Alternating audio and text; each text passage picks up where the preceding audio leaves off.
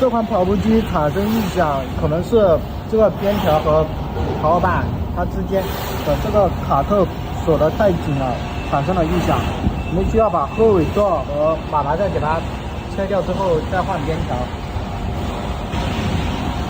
我们拆掉后尾座和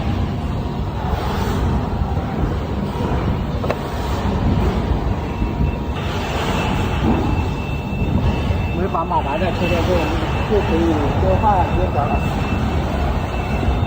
更换边条的话，这里它是有一颗螺丝的，这颗螺丝我们需要把它给卸掉。而尾部这里也有一颗螺丝的，我们也需要把它卸掉。卸掉之后，我们就可以把边条给它卸出来了。卸掉之后，我们需要把这几颗边条扣给它打松一点。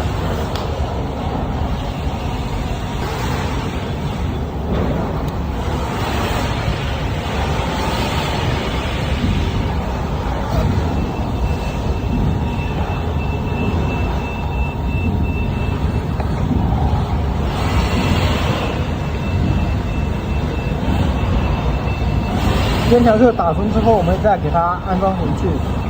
如果可以的话，我们就直接把这个边条扣全部给它卸掉。卸掉之后，我们在这里给它贴一层双面胶，然后就不用边条扣了，直接给它把边条扣全部拆掉之后，直接用双面胶粘边条也是可以的。